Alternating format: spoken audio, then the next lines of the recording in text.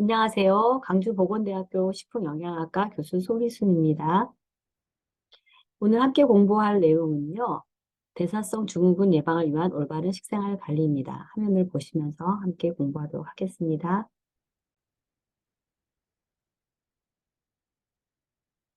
다음과 같은 목차로 공부하도록 하겠습니다. 건강과 삶의 질, 대사증후군, 건강 식생활 원칙, 도움될 식품 선택, 건강 식생활 지침과 규칙의 내용입니다. 네, 건강과 삶의 질에 대해서 좀 살펴보도록 하겠습니다. 건강이라는 것이 삶의 질을 높이는 그런 기본 요소가 되고 있다는 것을 많이들 알고 계실 거라고 생각해요. 근데 왜냐하면은 신체 면역 기능이 높아지고 내분비계 기능이 활성화되면 우리가 더욱더 건강하게 느낄 수 있는데요. 이럴 때 또 생활의 만족도가 높아지기 때문에 그렇습니다. 많이 아시다시피 세계보건기구에서 얘기하는 건강은 병이 없거나 허약하지 않은 상태만을 뜻하는 것이 아니라 신체적으로, 또 정신적, 사회적으로 안녕한 상태를 의미합니다. 두 번째 또 살펴볼 내용인데요. 그래서 오늘 보려고 했던 것은 대사증후군에 관해서 보는 겁니다. 예전에는 우리가 만성질환 이렇게 얘기를 했습니다. 그런데 이제 오랫동안 질환을 앓게 되는 거를 얘기를 하는데 이게 단순히 그냥 당뇨 아니면은 고혈압 이런 정도가 아니라 복합적으로 연결되어 있다는 것을 이제 최근에 얘기를 하게 되었죠.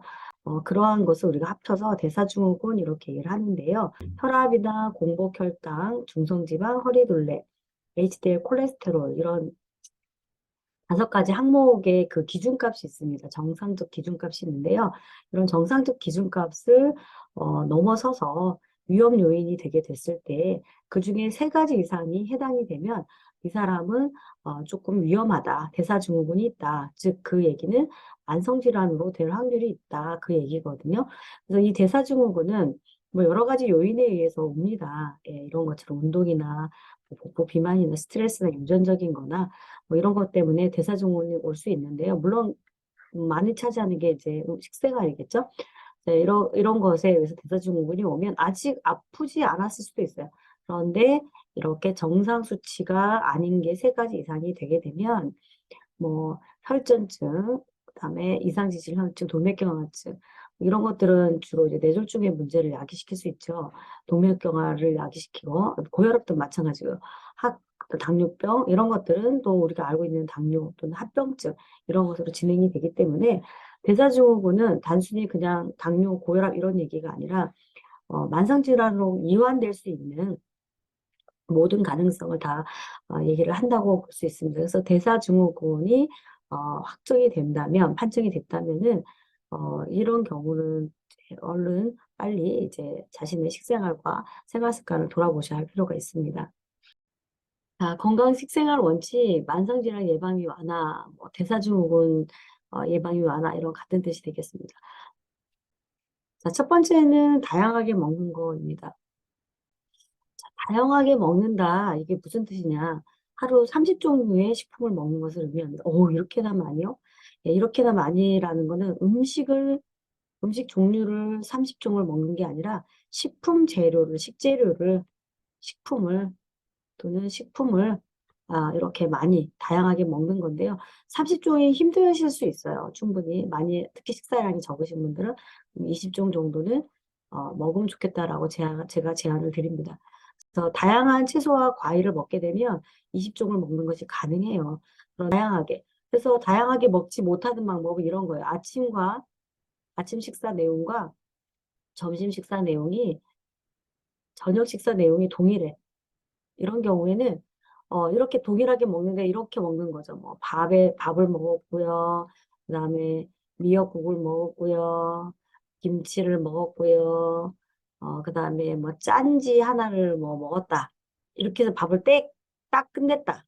그걸 아침에도 먹고 점심에도 먹고 저녁에도 먹었다. 그러면 식품이 하나, 미역이 둘, 여기에 만약에 소고기가 들어가 있다면 소고기 세, 김치 네, 짠지 5, 이렇게 끝나죠. 그러면은 다양하게 먹을 수 없다라는 거죠. 그러면은 분명히 불균형이 볼 수 있으므로 자, 그러므로 다양하게 먹으려고 굉장히 노력을 하시는 게 좋겠습니다. 자, 그 다음에 저희가 생각해 봐야 되는 게 적정량 먹는 거예요. 적정량 먹는 거 중요하다고 제가 앞에서 말씀드렸는데, 이런 거 칼로리를 적당히, 소금을 적당히, 설탕을 적당히, 이거는 좀 적게 먹거나 적당하게.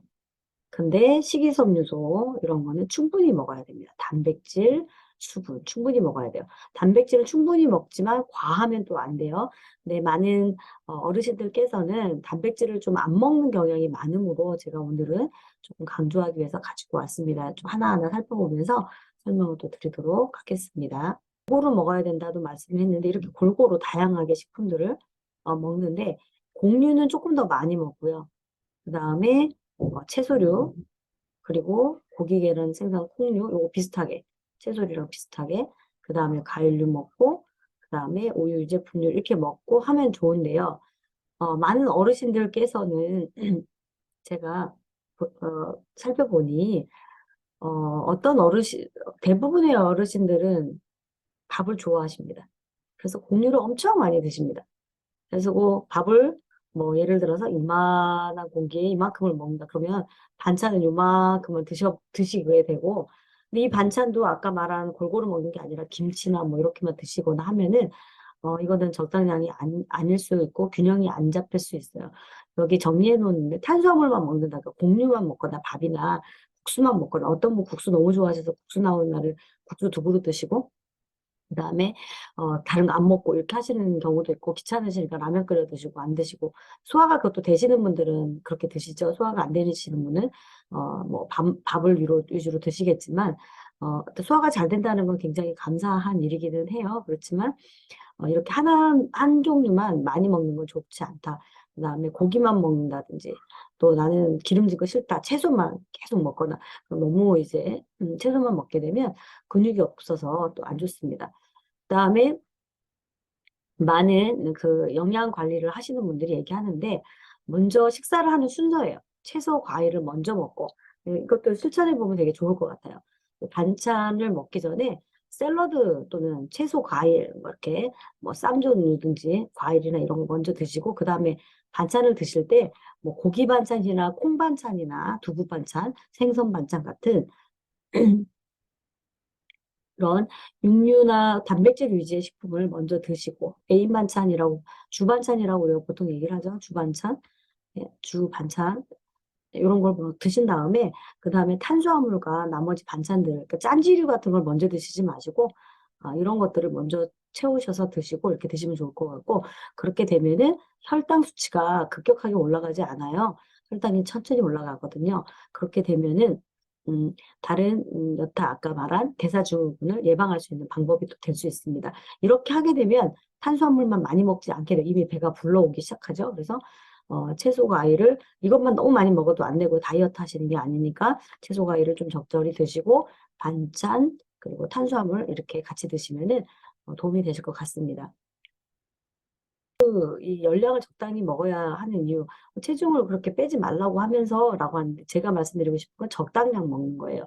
너무 입맛이 당긴다고는 많이 먹고 입맛이 없다고 안 먹고 이거 우리가 뭐라고 얘기하냐면 불규칙적이다 이렇게 얘기를 하는데요. 불균형 식사를 유발하죠. 이렇게 불규칙적인 식사를 하고 적당량 꾸준히 적당량을 한결같이 먹으면 참 좋거든요. 근데 그게 좀 어렵긴 하지만 오늘 뭐 뷔페를 가서 잔치집에 갔어요. 그러면은 많이 좀 드시죠. 예, 과식을 하겠지만 그런 날들은 있어도 되겠지만 그런 게 뭐 들쑥날쑥 막 계속 반복된다. 그럼 이건 바람직하지는 않아요. 그래서 가급적이면 적정량 먹도록 노력을 하시면 좋겠는데 적정량을 먹으면 여기 말한 피하지방이나 내장지방 뭐 이런 복부지방들인데 이런 지방들이 적절하게 쌓이면 좋은데 적절하게 쌓이지 않으면 내장 지방이 증가하게 되고 그러면 당뇨병, 고지혈증이 오게 돼요. 그래서 앞에서 봤던 대사성 질환에서 예, 무엇이 기준이 되었냐면 뭐 혈당, 혈압, 뭐 허리둘레 뭐 이런 거 있었어요. 잠깐 한번 다시 가서 보고 오면 또 시간이 걸릴 테니까 혈압 그리고 허리둘레 뭐 그다음에 콜레스테롤, HDL 콜레스테롤 같은 콜레스테롤 이런 거 그다음에 중성지방 이런 것들이 이제 기준이 되거든요. 결론적으로는 당뇨병이나 고지혈증으로 요약이 되잖아요. 그래서 이렇게 칼로리를 적정량 안 먹고 불규칙적으로 먹게 되거나 이래서 내장지방이 쌓이게 되면 대사성 증후군으로 유발이 되기 때문에 적절하게 칼로 먹도록 하고 하는 것이 필요하겠습니다. 자, 그 다음에 적게 먹는데, 나트륨이 얼마나 들어있나 이런 얘기인데, 이거 다 못 외워요. 그쵸? 이거 뭐, 계산해서 못 드십니다. 대체로 이렇게 찌개류나 국 같은 경우에 국물을 다 먹게 되잖아요. 냉면도 국물을 다 먹게 되거나, 이렇게 되면은 굉장히 나트륨을 많이 먹게 됩니다. 그래서, 국 같은 경우는 좀 싱겁게 끓이셔서 국물을 다 드시고 싶을 때 조금 더 싱겁게, 많이 싱겁게 해서 드시면 좋을 것 같고, 국물을 많이 드시지 않도록 하시는 것도 좋을 것 같아요. 그리고 이렇게 비빔밥이나 뭐 이런 거 먹을 때 조금 양념류를 좀 싱겁게 했으면 좋겠고, 특히 이제 요새는 저염김치를 많이 드시더라고요.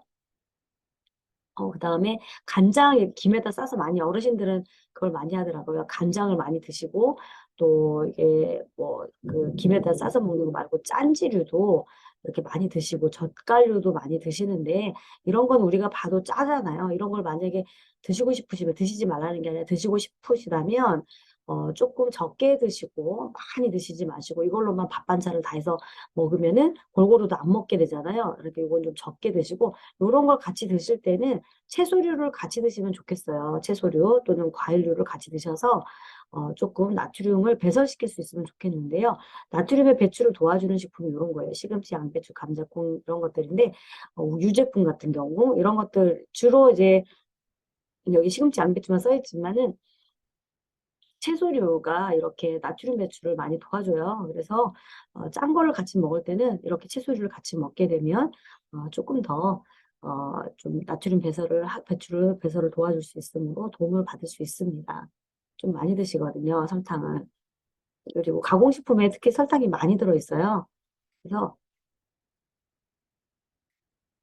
좀 주의를 하셔야 되는데, 자, 혈당 지수라는 게 있어요. 혈당 지수. 당뇨 환자분들은 좀 아실 건데요. 혈당을 얼마나 빨리 높이느냐, 아니면 천천히 높이느냐를 나타내는 거예요. 식품에 따라서. 그래서 이게 높은 거는 별로 안 좋아요. 낮은 거는 좋아요. 왜냐하면 혈당을 천천히 높이기 때문에 당뇨를 예방할 수 있고, 더 나아가서 대사증후군을 예방할 수 있습니다. 그러기 때문에 혈당을 천천히 낮추는 거. 이렇게 바게트빵, 식빵, 감자, 당근, 뭐, 백미, 흰쌀, 뭐, 이런 거, 이런 거, 당도가 좀 높은 거, 우리가 먹었을 때 좀 달거나 아니면 포만감이 많이 오는 거, 이런 것들은 혈당 지수가 높아요. 그 다음에 파인애플, 단호박, 고구마, 이런 것도 달잖아요. 이런 건 단데 보통으로 들어가는 이유가 식이섬유소 때문에 그래요. 그래서 식이섬유소가 많으면 단맛이 나더라도 혈당 지수를 천천히 올립니다. 그래서 여기 뭐 사과도 더 달잖아요. 키위도 달고요. 포도도 달아요. 요새 샤인머스켓 같은 것도 있는데 이런 것들은 음, 달지만 식이섬유소가 많으면은 혈당을 천천히 높일 수 있고요. 특히 이런 양상추나 오이 같이 안 단 거, 무 이런 것들은 달지도 않지만 식이섬유소가 많아서 굉장히 도움이 많이 되죠. 그래서 결론으로 얘기를 하면 뭐 뭘 많이 먹어야 돼요? 예. 채소를 많이 먹으면 나트륨도 줄일 수가 있고요. 나트륨도 줄일 수가 있고요.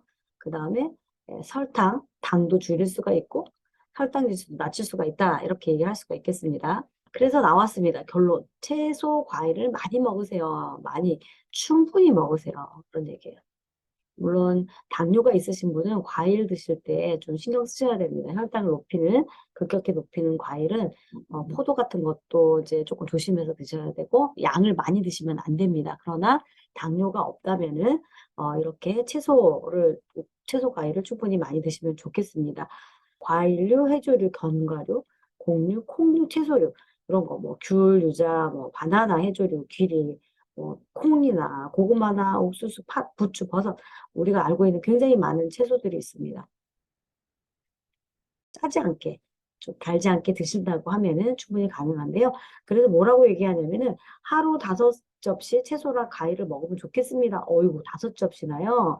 네, 이렇게 반찬으로 이렇게 뭐 5접시 아침, 점심, 저녁 다 합쳐서요. 뭐 굉장히 큰 접시는 아니고요. 적절한 그 국그릇만큼의 그 그릇에 어, 5접시 정도 되게 먹으면 좋을 것 같고요. 소화력이 약하신 분들이 있어요. 근데 식이섬유소 먹겠다고 생채소를 너무 많이 먹으면은 배가 아프고 많이 불편합니다. 장이 약해지니까. 그리고 소화력이 너무 약하신 분은 현미밥도 현미로만 된 밥을 많이 드시는 것도 장이 안 좋아요. 그래서 그 소화력이 약하신 분은 현미하고 쌀하고 백미하고 좀 섞어서 드시도록 해야 탈이 좀 안 날 수 있어요. 그리고 꼭꼭 씹어 드셔야 됩니다. 반드시 현미를 드실 때는.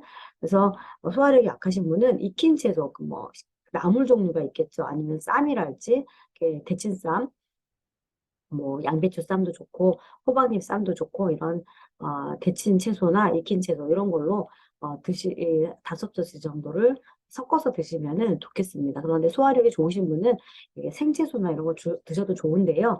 이제 익혀서 먹으면은 훨씬 더 채소를 많이 먹습니다. 수분이 줄기 때문에. 그래서 익힌 채소를 먹을 때는 5접시까지 아니고 세 내지 네 접시 정도 이렇게 드시면 될 것 같아요. 그다음에 여기 그림은 안 가져왔지만 단백질을 좀 강조를 하고 싶습니다. 육류, 단백질이 뭐냐면 고기류, 달걀, 생선류, 우유, 콩류인데요. 고혈압이 아니라 콜레스테롤 문제가 있어서 달걀을 조금 조심해야 되시는 분은 뭐 달걀 흰자를 드시고 노른자는 안 드셔도 되는데 이렇게 하시는데 콜레스테롤 문제가 없으시다. 혈압이나 이런 게 문제가 없으신 분들은 달걀을 하루에 1개 내지 2개 정도 드시면 참 좋을 것 같습니다.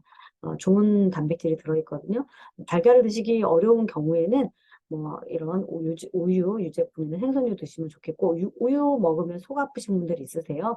그런 경우에는 좀 끓여서 드시거나 아니면은 뭐 죽 이렇게 섞어서 다른 음식과 섞어서 뭐 달걀과 섞어서 드시거나 달걀과 섞어서 부침개를 해서 드시거나 뭐 이런 방법도 있고 죽을 끓여서 드셔도 좋겠고요. 밥을 지을 때 우유를 같이 넣어서 밥을 지으시는 방법도 괜찮습니다. 뭐 그런 방법도 있는데 아니면 어떤 걸 섞어서 갈아서 드시거나 이러면 좀 괜찮고요. 아무튼 제가 말씀드리고 싶은 거는 육류, 달걀, 생선, 우유, 콩류, 콩, 두부도 괜찮습니다. 충분히 드셔야 됩니다. 그래서 조금 드시지 마시고 매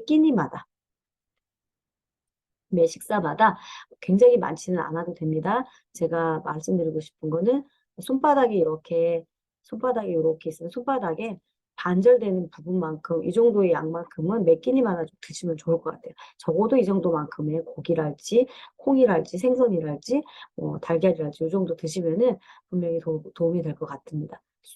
왜 이렇게 충분히 먹어야 되냐면요. 근육을 만드는 데 중요한데 나이가 들수록 근육이 감소하죠. 그냥 적절히 먹어도 자꾸만 감소해요. 이게 노화에 의해서 그러거든요. 많이 살이 빠지고 키도 빠지고 이렇게 되잖아요. 그래서 이 근육을 형성하는데 막 형성을 하진 않아도 덜 빠지게 할 수 있어요. 감소를 막을 수 있기 때문에 단백질 충분히 드셔야 되고 또 면역 물질이 다 단백질로 이루어져 있습니다. 그래서 또 그 몸의 건강을 위해서 이렇게 면역력을 높이기 위해서도 충분히 단백질 드셔야 되고요. 음, 항상성 이제 호르몬 같은 건데 호르몬 이런 걸 잘 만들기 위해서도 단백질이 필요해요. 그래서 어, 그 어르신들께서 단백질을 놓치지 마시고 많이 이런 얘기 들어보셨어요. 뭐 소금 적게 먹어라, 설탕 적게 먹어라, 뭐 식이섬유소 많이 먹어라 이런 얘기 들으셨을 텐데 단백질도 충분히 들으셔야만 질병을 예방하실 수 있는 거를 다시 강조를 드리겠습니다. 네, 수분을 충분히 드셔야 되는데 탈수 예방, 노폐물 제거에 도움이 되죠. 그래서 갈증을 느끼기 전에 네, 나이가 들면 노화에 의해서 갈증을 못 느낍니다. 잘. 갈증을 잘 못 느껴요. 그렇기 때문에 갈증이 느껴질 때까지 기다리시면 안 돼요. 그래서 갈증을 느끼기 전에 수분을 섭취를 하셔야 되고요. 그래서 좀 자주자주 뭐 조금씩 목을 축이도록 그렇게 노력을 하시고요. 목이 마르다, 입이 건조하다 그래가지고요. 어르신들께서 입이 건조하시다고 뭘 많이 드시냐면 사탕을 많이 드세요. 이거는 좋지 않습니다. 왜냐하면 당을 많이 먹게 돼서 탄수화물 중독을 일으키게 되고 당뇨를 일으킬 수 있게 되고 안 좋아요. 굉장히 안 좋습니다. 사탕을 어쩌다 한 번씩 드시는 거, 하루에 1개씩 드시는 건 괜찮은데 입이 건조할 때마다 주머니에 넣어 갖고 다니면서 사탕을 계속 드시는 건 바람직하지 않으므로 예, 갈증을 느끼기 전에 이 사탕을 드시는 것보다는 수분 섭취, 물을 드시는 게 제일 좋습니다. 주스 이런 거보다 물을 드시는 게 제일 좋아요.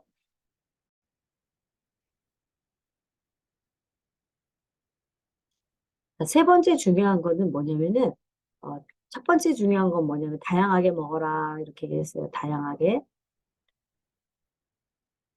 두 번째, 적당량 먹어라. 여러 가지 적당량에 대해서 얘기했죠. 뭐, 소금, 칼로리, 설탕, 식이섬유소, 뭐, 수분, 단백질 이런 거. 근데 세 번째 중요한 건 식사 시간입니다. 예, 건강한 식생활을 하려면 하는 것은 식사 시간을 지키는데 아무 때나 내가 먹고 싶을 때 배고플 때 먹는 거 이거 되게 바람직하지 않아요. 특히 당뇨 환자들은 식사 시간을 딱 지켜서 드시는 게 좋은데 당뇨가 아니더라도 나이가 들면 대사증후군 즉 당뇨가 올 수 있어요. 그렇기 때문에 미리 예방 차원에서 식사 시간을 지키는 게 되게 중요한데요. 5~6시간의 간격으로 식사를 하면 좋겠어요. 그래서 아침을 뭐 6시 반에서 7시에 먹는다. 이렇게 먹어요. 예, 이쯤에 먹고 점심에 한 12시쯤 먹고 저녁을 6시쯤에 먹었다. 그러면은 이렇게 혈당 수치가 비슷하게 올라가요. 올라가고 내려오고 예쁘죠? 그래프가 이렇게 이렇게 이렇게. 이건 안정한 거예요. 혈당이 안정해요. 이러면은 몸이 건강합니다. 호르몬 분비가 안정하기 때문에 몸이 굉장히 건강한데 아침을 한 9시 반쯤에 먹었어요. 아침 식사. 그리고 나서는 아이고 또 점심을 먹자 누가 또 그래 그래갖고 점심을 그냥 또 약속이 있어서 먹었어 12시 반쯤에 그다음에 저녁을 또 한 6시쯤에 이렇게 먹었어요 저녁 이렇게 먹었어요 그러면은 혈당이 이렇게 올라가고 이렇게 올라가는데 이렇게 조금 올라가는 게 아니라 이게 내려갈 틈이 없이 그냥 올라가 버리죠. 크게 올라가고 그러면은 굉장히 많이 자극을 줘요. 어디에? 인슐린 분비에 자극을 줘요. 아까 탄수화물 중독증 얘기를 제가 잠깐 드렸는데 인슐린 분비가 많아지게 되고 자꾸 그렇게 반복이 되면 이게 당뇨로 가잖아요. 그래서 이거 좋지가 않아요. 그래서 식사 시간을 그렇게 좀 펼쳐서 5~6시간 펼쳐서 이렇게 예쁘게 나오게 먹는 게 좋겠고요. 어떤 분들은 이제 조금 아침 안 드시는 분들이 있어요. 그래서 점심을 드시고 저녁을 드시는데 아침을 안 먹고 점심을 먹게 되니까 어떻게 해요? 좀 많이 드시죠. 많이 먹다 보니까 혈당 수치가 많이 높이 올라가게 돼요. 그리고 아침을 안 먹었다는 것 때문에 저녁을 조금 많이 드시는 점심 저녁을 많이 드시는 경향이 있으면 이렇게 혈당이 많이 올라가고 아침은 내 저혈당 상태가 돼서 머리가 아플 수도 있어요. 저혈당이라서. 이런 것도 바람직하지 않아서 제가 볼 때 어르신들한테는 하루에 3끼 식사를 하시고요. 예. 그 다음에 식사 시간을 정해서 5~6시간 간격으로 식사를 하시면 좋겠습니다. 요 그림으로 드시면 제일 좋겠습니다. 그렇게 할 때 비슷한 열량과 양, 이게 적정량이죠. 적정한 양. 아침, 점심, 저녁을 비슷하게 드셔야 돼요. 절대로 절식을 하거나 안 먹는 거죠. 폭식을 하면 안 됩니다. 이거는 굉장히 위험하니까 이걸 반복해서 하면은 아까 봤던 복부지방이 많이 생겨요. 예, 내장 지방 많이 생겨요. 폭식하고 절식하면. 내장 지방이 많이 생기기 때문에 이 방법은 몸을 나쁘게 만듭니다. 그래서 다시 말씀드리지만 5~6시간 간격 식사 시간을 지키고 비슷한 열량과 양으로 먹도록 그렇게 하시면 좋겠습니다. 그 다음에 혈당 조절에 도움이 되는 것들도 있어요. 여기 나와 있는 것처럼 다시 한번 정리를 해보겠습니다. 다양하게 먹는다. 식품 20에서 30종류 정도 먹으면 좋겠다. 이런 얘기를 했어요. 뭐 적당량 먹는 거 아까 말씀드렸는데 열량 너무 밥만 많이 드시지 않고 하면 괜찮으실 것 같고요. 그 다음에 뭐 소금량 어떻게 드시라고 했죠? 짜지 않게 싱겁게 그리고 달지 않게 설탕 달지 않게 드시고 그리고 식이섬유소 많이 먹고 다양하게 먹으면 식이섬유소는 많이 드시게 되더라고요. 그리고 단백질 충분히 드시라고 얘기를 말씀드렸고 수분 충분히 드셔야 됩니다. 자, 그리고 식사 시간을 지켜라. 5~6시간 간격으로 하루에 3끼를 드셔라. 이렇게 얘기를 했죠. 하루에 3끼 정도를 먹고 그 다음에 뭘 하면 안 된다 그랬어요? 폭식을 절대 하시면 안 된다. 그렇게 얘기를 했습니다. 위생적으로는 깨끗하고 위생적으로 유통기한 아니 지나거나 오래되거나 뭐 이런 것들은 좀 안 드셔야 돼요. 탈이 많이 나니까. 자, 그 다음에 마지막으로 모든 음식을 감사하며 즐겁고 여유롭게 웃으면서 드시면은 충분히 건강을 관리하시는 데 도움이 되실 거라고 생각합니다. 강의를 마쳤고요. 저는 사랑 가득 해피푸드를 디자인하는 강주보건대학교 식품영양학과 교수 송희순이었습니다. 언제나 행복하시길 바랍니다. 감사합니다.